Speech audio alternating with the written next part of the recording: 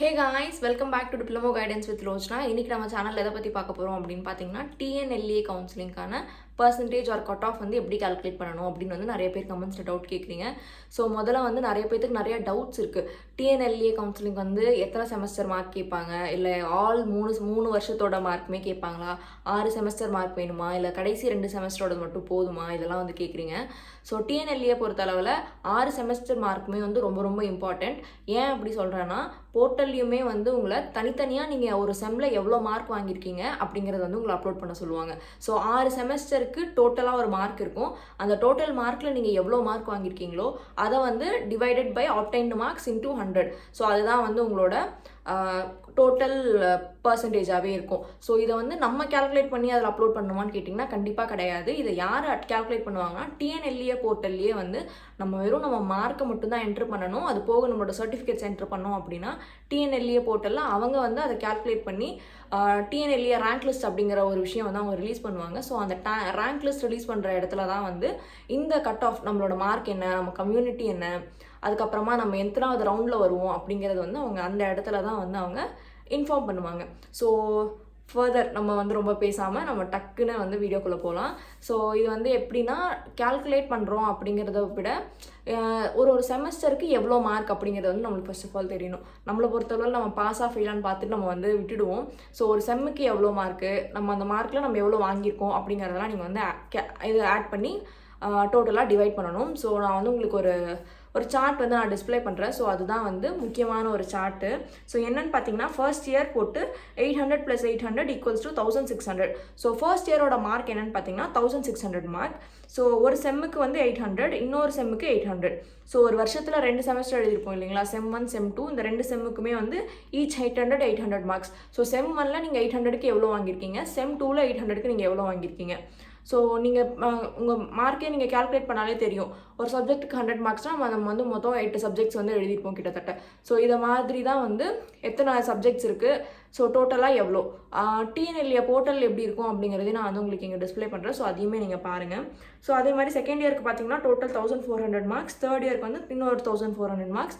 So diploma பொறுத்தளவில் 3 வருஷத்துக்குமே சேர்த்து 4400 marks வந்து நம்ம வந்து டோட்டலாக எக்ஸாம் எழுதியிருக்கோம். ஸோ அந்த 4400க்கு நம்ம எவ்வளோ வாங்கியிருக்கோம் அப்படிங்கிறது தான் வந்து TNLAயோட பர்சன்டேஜ் சொல்லலாம், இல்லை கட் ஆஃப்னு சொல்லலாம். அது ஓகேங்களா. ஸோ இப்போ நான் வந்து உங்களுக்கு TNLA போர்ட்டல் எப்படி இருக்கும் அப்படிங்கிறத நான் வந்து காட்டுறேன். ஸோ TNLA போர்ட்டல் பொறுத்தளவில் இந்த மாதிரி தான் இருக்கும். ஸோ TNLA போர்ட்டலில் பாருங்கள், செம் 1 செம் 2 செம் 3 செம் 4 இதெல்லாம் வந்து கொடுத்துருக்காங்க. ஸோ அது பக்கத்துலேயே பாருங்கள், நம்ம எந்த மாதத்தில் அதை பாஸ் பண்ணோம், எந்த வருஷத்தில் அதை பாஸ் பண்ணோம், அந்த டேட்டு, அந்த மந்த்தை நம்ம வந்து டேட்டில் அந்த இயரு, அந்த மந்த்தை வந்து நம்ம என்டர் பண்ணணும். அதுக்கப்புறமா மார்க்ஸ் ஆப்டெயின்ட் அப்படிங்கிற இடத்துல வந்து நம்ம எவ்வளோ மார்க் வாங்கியிருக்கோம் ஸ்டூடெண்ட் மார்க் அப்படிங்கிற இடத்துல நம்மளோட மார்க் என்னவோ அதை நம்ம வந்து என்டர் பண்ணணும். அடுத்து ஆப்டெயின்ட் மார்க்ஸ் டோட்டலாக எவ்வளோ மார்க் இருக்குது அப்படிங்கிறத கால்குலேட் பண்ணி அந்த லாஸ்ட் காலமில் நீங்கள் போடுற மாதிரி இருக்கும்.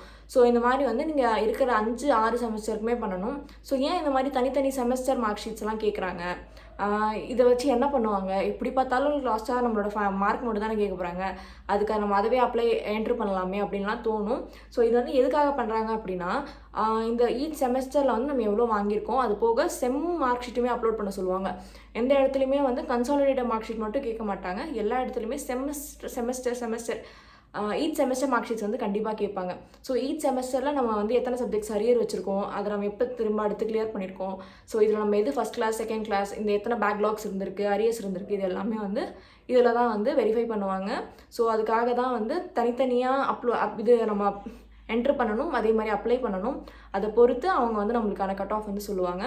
ஸோ எந்த ஒரு இடத்துலையுமே நம்ம வந்து கால்குலேட் பண்ண தேவை கிடையாது.